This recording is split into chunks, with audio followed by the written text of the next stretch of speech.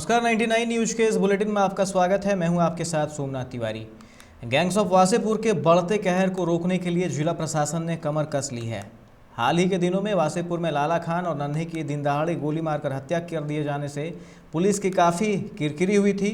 अब धनबाद पुलिस अपनी छवि को साफ करने के लिए इन दिनों वासेपुर में ताबड़तोड़ छापेमारी कर अपनी सरगर्मी तेज कर दी है। शनिवार की सुबह गैंग्स ऑफ वासेपुर के गैंगस्टर सजायाफ्ता फ़हीम खान बेटा इकबाल खान को रंगदारी मामले में गिरफ्तार कर जेल भेज दिया है। बैंक मोड़ पुलिस ने वासेपुर कमर मखदूमी रोड स्थित आवास से इकबाल खान को गिरफ्तार किया, जिसके बाद उसे न्यायालय में प्रस्तुत किया गया, जहां से मेडिकल जांच के बाद धनबाद जेल भेज दिया गया है।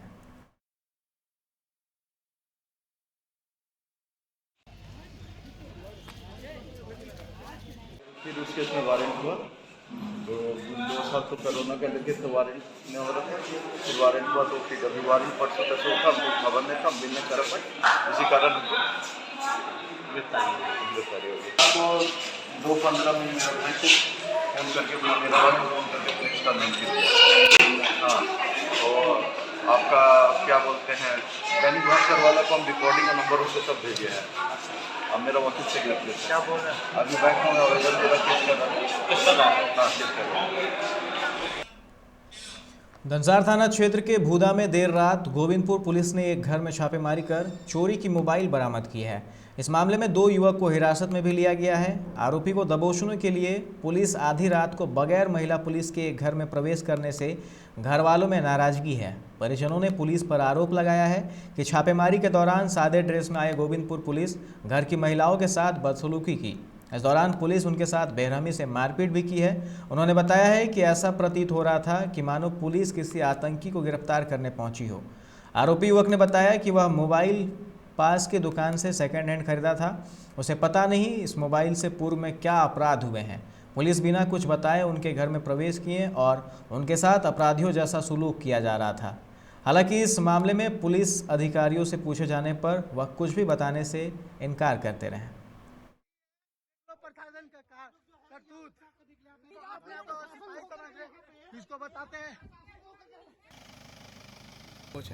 रात का 11:30 बज रहा था और ऊपर से 6 जन आए और 2 जन बाइक से आए हुए थे।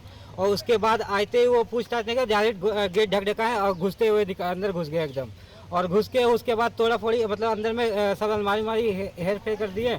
और उसके बाद बाहर में हम लोग पूछे क्या है, तो ऐसा बात बोल के और वो लोग भी लेडीज़ को धक्का मुक्की किया।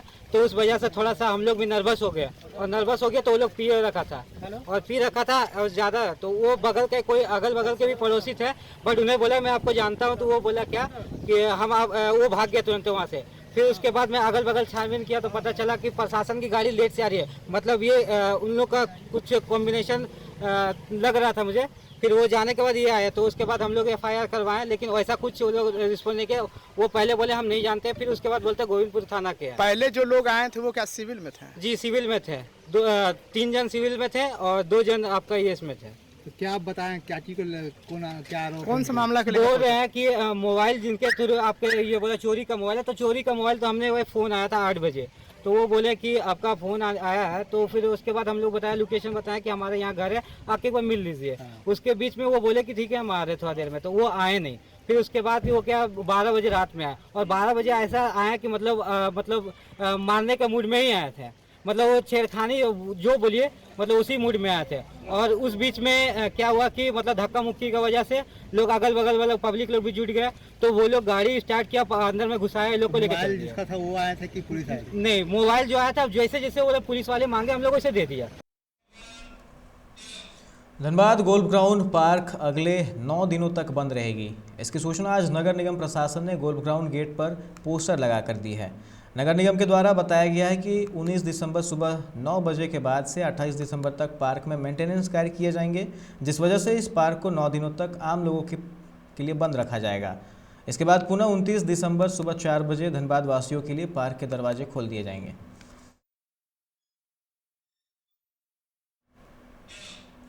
धनबाद जिला सेपक टकरा एसोसिएशन के तत्वाधान में डिगवाडी स्थित न्यू एंजुलस होम स्कूल में चल रहे 3 दिवसीय प्रशिक्षण कार्यक्रम आज समाप्त हो गया।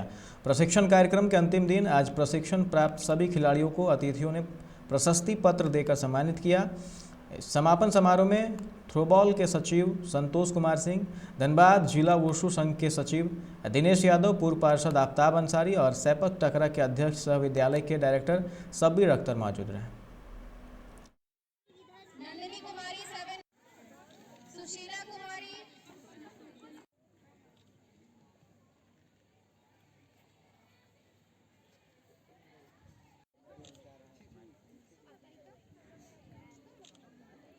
सेपक टेकरा का न्यू एंजल्स होम स्कूल के प्रांगण में 3 दिन से प्रशिक्षण शिविर का आयोजन किया गया था, जो 16, 17 और 18 दिसंबर तक रहा। और आज धनबाद जिला सेपक टकरा एसोसिएशन के तत्वाधान में इस प्रशिक्षण शिविर का यहाँ आयोजन किया गया, जिसमें स्कूल के छोटे छोटे बच्चों ने 3 दिन का प्रशिक्षण प्राप्त किया।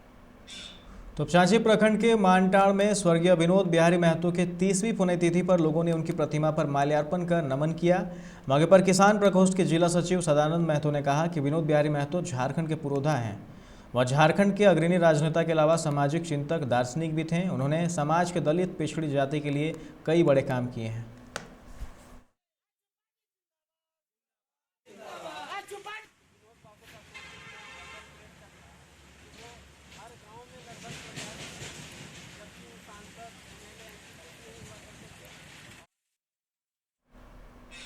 30वीं पुण्यतिथि पर विनोद बिहारी महतो स्मारक चौक के पास आज स्थानीय लोग एवं समाजसेवी आनंद चौरसिया ने विनोद बिहारी महतो को माल्यार्पण कर श्रद्धांजलि अर्पित की। समाजसेवी आनंद चौरसिया ने बताया कि विनोद बिहारी महतो की विचारधारा से लोगों को एक संदेश दिया जा रहा है कि विनोद बिहारी महतो झारखंड के भगवान हैं।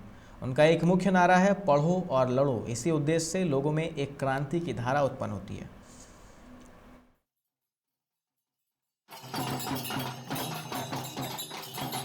पूरा कोयलांचल जानता है कि विनोद बाबू का जो योगदान इस कोयलांचल में रहा, पूरे झारखंड के लोग उनको भगवान मानते हैं। आज उनकी पुण्यतिथि है। उनका एक नारा था, पढ़ो और लड़ो। मैं आज इस पुण्यतिथि के अवसर पे पूरे झारखंड कोयलांचल की जनता से आह्वान करता हूँ कि उनका सपना सच करने के लिए उनके आदर्श में चलना होगा और ये पढ़ो और लड़ो की जो नारा उन्होंने दिया था वो कंटिन्यू हम लोग को करना होगा और पढ़ना होगा, तभी इस क्षेत्र का विकास हो पाएगा। विनोद बिहारी महतो झारखंड के जन्मदाता के रूप में झारखंड क्षेत्र को एकत्रित करते हुए और काफ़ी कड़ा संघर्ष के बाद जो है झारखंड राज्य की प्राप्ति हुई है और उनका आज 30वां पुण्यतिथि है। इस पुण्यतिथि के अवसर पर हम लोग उनके विचारों को हम जनता तक पहुंचाने के लिए हम लोग आज कोविड का पालन करते हुए सादे समारोह के रूप में श्रद्धांजलि कार्यक्रम का आयोजन किया। धनबाद सूचना प्रसारण मंत्रालय भारत सरकार द्वारा केंद्र सरकार की विभिन्न योजनाओं को जन जन तक पहुंचाने के लिए जनजागरण जागरूकता रथ शनिवार को गांधी सेवा सदन से निकाली गई। इस दौरान धनबाद विधायक राज सिन्हा ने रथ को हरी झंडी दिखाकर रवाना किया, जो विभिन्न गांव, प्रखंड, नगर में भ्रमण कर लोगों को केंद्र सरकार की योजनाओं से अवगत कराएगा। पंडित दीनदयाल उपाध्याय ज्योति योजना, स्वच्छ भारत मिशन जैसे अनेक योजनाओं की जानकारी दी जाएगी। सूचना प्रसारण मंत्रालय भारत सरकार के द्वारा यह जिलों के अंदर एक जागरूकता रथ निकाला गया है और उसी को आज हम लोगों ने यहाँ से विदा किया है। यह स्वच्छ भारत अभियान के तहत जितने भी हैं उसका भी प्रचार प्रसार लोगों के बीच में करेगा। इसके अलावा जो सबसे महत्वपूर्ण मुद्दा आज के दिन में है वो कोरोना, अभी ओमिक्रॉन का भी खतरा आ रहा है और लोगों से यह अपील करना कि आप टीका अगर नहीं लिए हैं अभी तक तो जल्द से जल्द टीका लीजिए, मास्क लगाइए, दूरी बरतिए, साबुन से हाथ धोना या सैनिटाइजर से हाथ में सैनिटाइजर लगाना, ये सारे जो सुरक्षात्मक उपाय जो थे हमें जो पहले हम कर रहे थे उसको पूरी तरह से करते रहिए। यह एक प्रचार लोगों के बीच में जागरूकता फैलाने के लिए ये रथ है। गिरिडीह के तीसरी थाना क्षेत्र के पालमो में 20 वर्षीय तमन्ना प्रवीण नामक विवाहिता की संदिग्ध परिस्थितियों में मौत हो गई है। इस मामले में लड़की के परिजनों ने ससुराल पक्ष के लोगों पर हत्या का आरोप लगाया है। तीसरी पुलिस पूरे मामले की जांच कर रही है। मृतका की बहन अजमेरी खातून ने बताया कि मृतका तमन्ना के पति इरफान अंसारी ने एक सप्ताह पहले गाड़ी का डिमांड किया था। दहेज के लिए शादी के बाद से ही तमन्ना के पति पत्नी सास ससुर मारपीट किया करते थे। इसे लेकर कई बार पंचायत भी किया गया पर कोई फायदा नहीं हुआ और आज उसकी मौत की खबर हम लोगों को दी गई।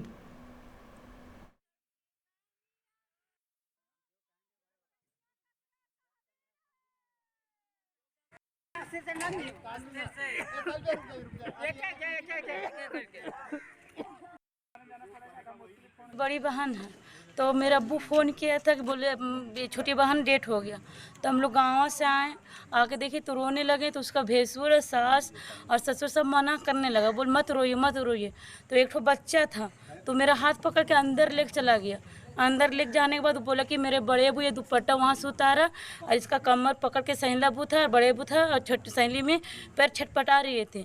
उसकी माँ इतने में मना कर दिया पैर। मेरी बड़ी फूफी आई तो हम लोग रोने लगे। उसका भैंसुर सब बोले मत रो, तुम लोग काहे के लिए हल्ला कर कीजिएगा, सब आके भीड़ लगा देगा, सब मत रो। तो क्या लगता है आपको, मतलब हत्या मार दिया गया? लग रहा है उसी स्तर के मार दिया गया। गिरिडीह जिले के देवरी प्रखंड स्थित चतरो बाजार में आज आयकर विभाग की टीम ने शिवशंकर ट्रेडर्स में छापेमारी की। इस दौरान कई अहम कागजातों की जांच की गई। आय से अधिक संपत्ति के मामले में राज्य कर आयुक्त के निर्देशन पर विभागीय टीम यहां पहुंची थी। बताया जाता है कि आयकर टीम ने शिवशंकर ट्रेडर के रामगढ़, कोडरमा, हजारीबाग, गिरिडीह, तेनुघाट आदि शाखा में एक साथ जांच की है। इस मामले में गिरिडीह के सुमित कुमार ने बताया कि प्रमंडल राज्य कर व संयुक्त राज्य कर के निर्देश पर उक्त प्रतिष्ठान की जांच की जा रही है। मौके पर कई आयकर अधिकारी मौजूद थे।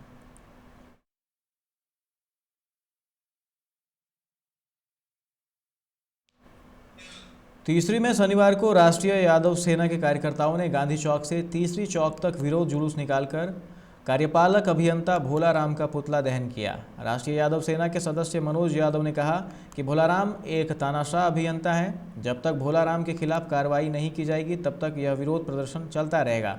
आपको बताएं कि तीसरी हटिया गेट के समीप कुछ दिन पूर्व कर्मचारी भवन का शिलान्यास विधायक बाबूलाल मरांडी द्वारा किया गया था, जिसमें विधायक के आने के पूर्व कार्यपालक अभियंता भोलाराम ने एक ग्रामीण से अपना जूता साफ करवाया था। यह मामला अब तूल पकड़ता जा रहा है। इस मामले में भाजपा के लोगों ने विरोध जताया था और अब राष्ट्रीय यादव सेना ने विरोध प्रदर्शन किया है।